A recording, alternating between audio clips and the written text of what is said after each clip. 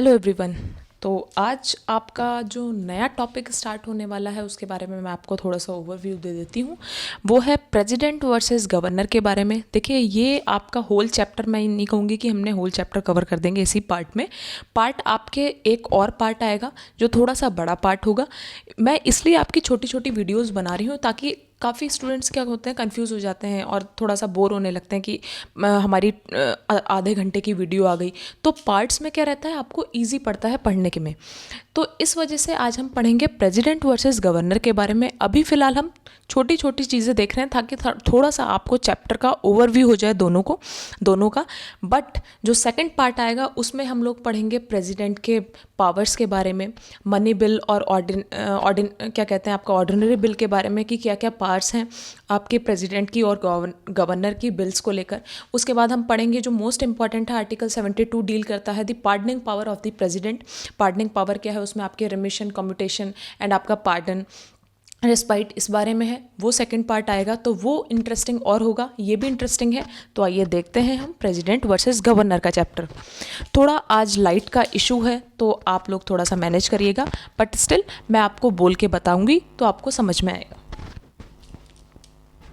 सो देखिए, इधर सबसे पहले है प्रेसिडेंट और इधर आता है आपका गवर्नर। देखिए, जब मैंने आपको पढ़ाया था कि they are 3 bodies of the government, first one is executive and the second is legislative body and third is judiciary. तो एग्जीक्यूटिव में मैंने आपको बताया था कि कौन कौन होते हैं, प्रेसिडेंट होते हैं, वाइस प्रेसिडेंट होते हैं, आपके प्राइम मिनिस्टर होते हैं, अटॉर्नी जनरल ऑफ इंडिया होता है, और उसी में हम अगर स्टेट की बात करें तो गवर्नर होते हैं, चीफ मिनिस्टर होते हैं, council of state council ministers होते हैं एंड आपका एडवोकेट जनरल भी होता है। तो इधर आप बहुत ध्यान से याद रखिएगा कि जो प्रेसिडेंट का आर्टिकल है वो डील करता है, union executive deals with part 52 to 78, जिसमें आपके प्रेसिडेंट भी आएंगे। जब आप काउंसिल ऑफ मिनिस्टर चैप्टर पढ़ेंगे उसमें भी ये आर्टिकल आएगा।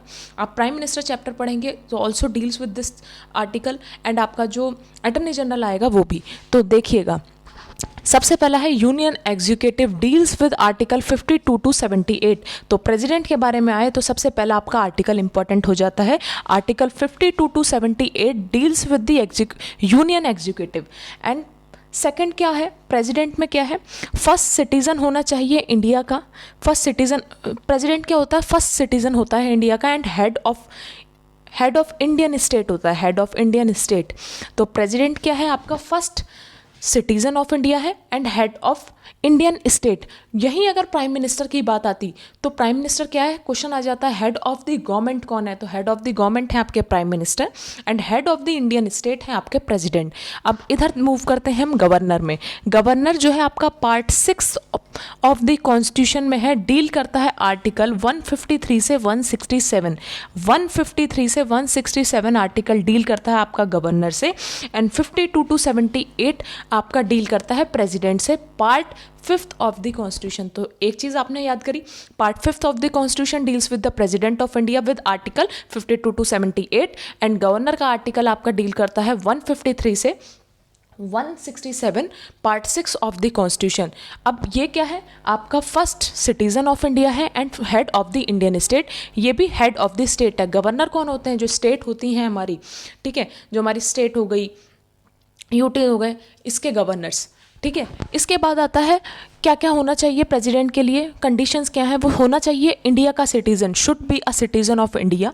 इधर भी क्या है, should be a citizen of India, completed 35 years of age. President जो है 35 ईयर्स जो है एज कंप्लीट होनी चाहिए प्रेसिडेंट को इलेक्ट होने के लिए। और इसमें भी क्या है कि यहाँ पे should be completed 35 years of age, qualified for the election as a member of Lok Sabha. Lok Sabha के मेंबर के लिए क्वालिफाई होना चाहिए, इलेक्शन के लिए लोकसभा के क्वालिफाई होना चाहिए। तो प्रेसिडेंट कौन होना चाहिए, qualified for election as a member of Lok Sabha.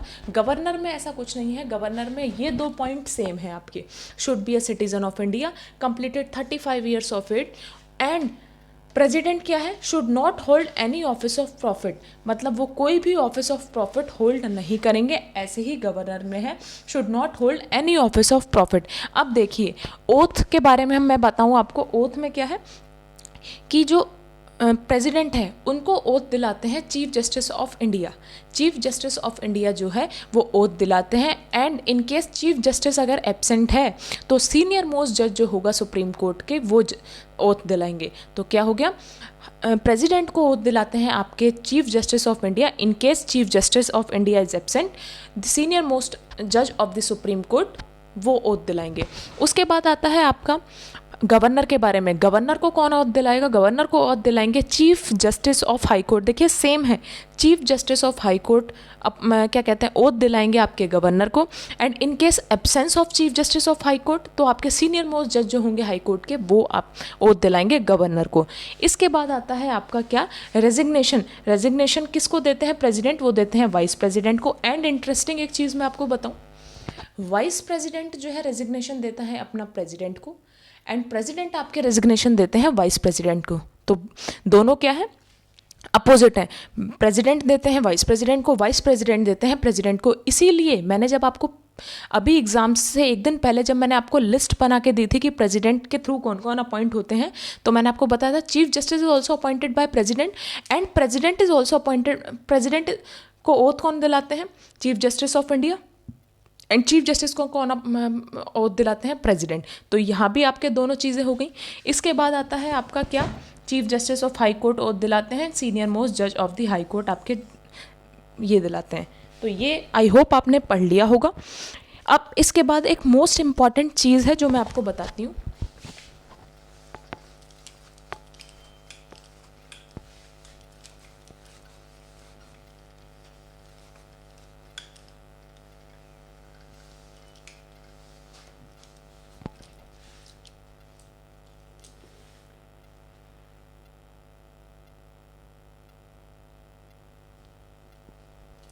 देखिए क्वेश्चन कभी कभी आ जाता है और आपको पता होना चाहिए कि क्वेश्चन पूछ ले जाते हैं कि क्वेश्चन क्या है, मतलब ये चीज़ आपकी क्या है कि प्रेसिडेंट जो होते हैं, जब हम आगे पार्लियामेंट में भी पढ़ेंगे चैप्टर, और प्रेसिडेंट, इसलिए मैं आपको पहले से ही बता रही हूँ, जब आप प्रेसिडेंट के बारे में पढ़ ही रहे हैं तो पूरा पढ़िए।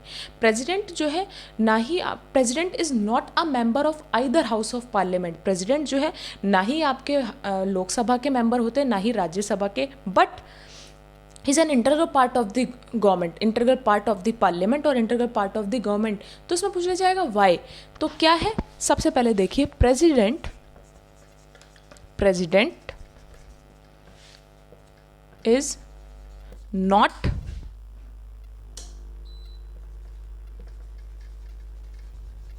Member of either house of parliament. Either house में आ गए आपके लोकसभा भी और राज्यसभा भी, either house of parliament, but still he is an integral part of the government, but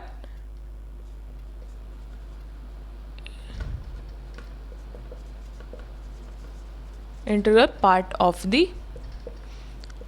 government. Why, क्यों? अब इसका आंसर देखिए कोई भी बिल है आपका, कोई भी, because he has a legislative powers जब हम पढ़ेंगे तब बताऊंगी, बट मैं आपको बता देती हूँ सिंपल लैंग्वेज में कि प्रेसिडेंट जो है आपके is not a member of either house of parliament, but he is an integral part of the government, because no bill can become an act without the assent of the parliament. कोई भी जो bill होगा, चाहे वो लोकसभा में जाता है चाहे वो राज्यसभा में जाता है, वो तब तक एक्ट या फिर लॉ नहीं बन सकता जब तक उस पर प्रेसिडेंट की एसेंट ना आ जाए। That is why he is an integral part of the government.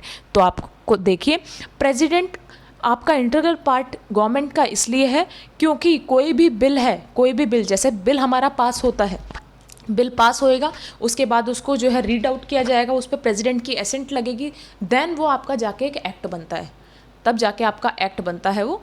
तो किस तरह से कोई भी बिल जो होगा आपका किसी भी हाउस में जाएगा, वो तब तक एक्ट नहीं बन सकता without the assent of the parliament, without the assent of the president. तो आंसर क्या है, no bill become act without the assent of the parliament, without the assent of the president, sorry, without the assent of president, assent क्या है, sign, जब तक president के sign नहीं होंगे उस बिल पे, no bill become act without the assent of parliament. that's why he is an integral part of government. ठीक है, इसमें यही कहते हैं कि प्रेसिडेंट आपका मेंबर नहीं होता, वो किसी भी मीटिंग में बैठ नहीं सकता आइदर हाउस ऑफ पार्लियामेंट की, बट फिर भी वो इंटीग्रल पार्ट कैसे है आपके पार्लियामेंट का, वो इस वजह से क्योंकि कोई भी बिल, जैसे आपका पहले क्या होता है कि बिल के बारे में बात चलती है, देन आपका बिल पास होता है लोकसभा में एंड राज्यसभा में, उसके बाद क्या होता है, बिल को देखा जाता है, बिल को रीड किया जाता है, बिल को क्या कहते हैं, प्रेसिडेंट ही एसेंट देंगे तब जाकर वो एक एक्ट बनेगा. तो without the assent of the president no bill can become an act. तो ये आपका आंसर होता है इस चीज़ का. जो नेक्स्ट पार्ट आएगा उसमें देखिए हम पढ़ेंगे कि मनी बिल के बारे में. मनी बिल जो कि इंपॉर्टेंट है आपका, ज़्यादातर एग्जाम्स में पूछ लिया भी जाता है. मनी बिल आपका बहुत इंपॉर्टेंट है कि कौन सी रेटिफाइड करता है, गवर्नर रेटिफाइड करते हैं, प्रेसिडेंट रेटिफाइड करते हैं, कौन सी पार्डनिंग पावर, डेथ पेनल्टी है उसको कौन क्या कहते हैं, आपका प्रेसिडेंट जो है उसको रिमूव कर सकते हैं, गवर्नर क्या कर सकते हैं. तो ये सब पावर्स जो है हम सेकंड पार्ट में पढ़ेंगे, जो कि इंटरेस्टिंग रहेगा. बहुत अच्छे से मैं आपको वो पढ़ाऊँगी चैप्टर. अभी फ़िलहाल आपने ये पार्ट फर्स्ट कंप्लीट किया है, जो कि इतना ही है. फिलहाल आपको पता लग गया 52 से 78 डील करता है यूनियन एग्जीक्यूटिव से, 153 से, और आपका 167 आपका डील करता है गवर्नर से. उसके बाद should be a citizen of India, president भी होना चाहिए, should be citizen of India, governor भी होने चाहिए, 35 ईयर्स ऑफ एज कंप्लीट करनी चाहिए, इधर गवर्नर को भी 35 ईयर्स ऑफ एज कंप्लीट करनी चाहिए. देन ओथ दिलाते हैं प्रेसिडेंट को, कौन, chief justice of India. In case of absence senior most जज ऑफ सुप्रीम कोर्ट जो है वो ओथ दिलाएंगे प्रेसिडेंट को.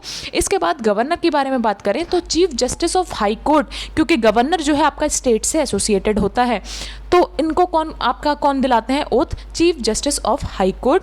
In case of absence of chief justice of high court, senior most जज ऑफ द हाई कोर्ट. ये आपके लेंगे. देखिए ये जो छोटी छोटी चीज़ें होती हैं ना, जैसे मैंने आपको पढ़ाया, ये चीज़ भी मैं लिख दूंगी, ओथ कौन किसको दिलाता है ये भी मैं एग्जाम से पहले आपका लिख दूंगी. 12 जून को आपका एग्जाम है, उससे पहले ये भी मैं आपका लिख दूंगी.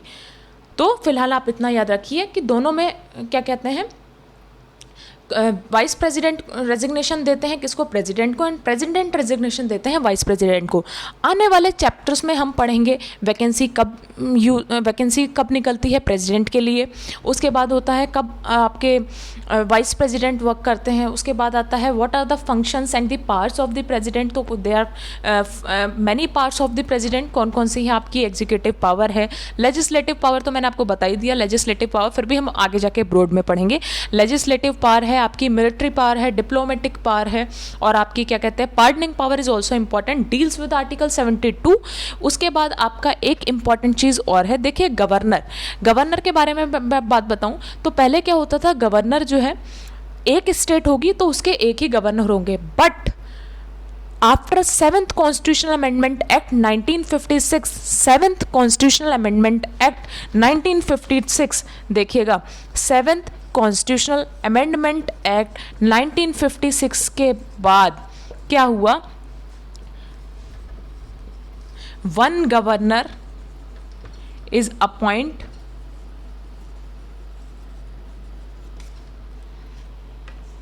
टू और मोर स्टेट्स. गवर्नर जो है एक या एक से ज़्यादा स्टेट्स को जो है गवर्नर जो है अपॉइंट हो सकते हैं, एक या एक से ज़्यादा स्टेट्स के लिए भी, वन और मोर स्टेट्स, वन और मोर स्टेट्स, वन और मोर स्टेट्स.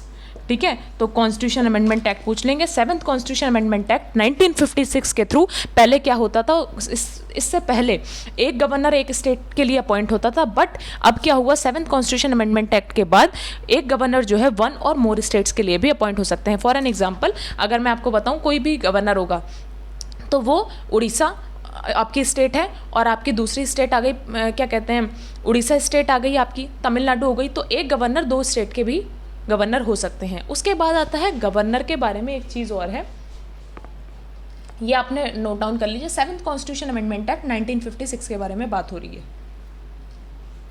जो गवर्नर हो गए जो गवर्नर अपॉइंट होएगा, फॉर एन एग्जांपल गवर्नर जो है वो आउटसाइडर नहीं होना चाहिए। अब जैसे कि मैं आपको बताऊं, उत्तर प्रदेश का कोई गवर्नर है, उत्तर प्रदेश के गवर्नर हैं, वो अगर अपॉइंट होते हैं तो वो उत्तर प्रदेश से ही आपके नहीं होने चाहिए, वो किसी आउटसाइडर अलग स्टेट के होने चाहिए।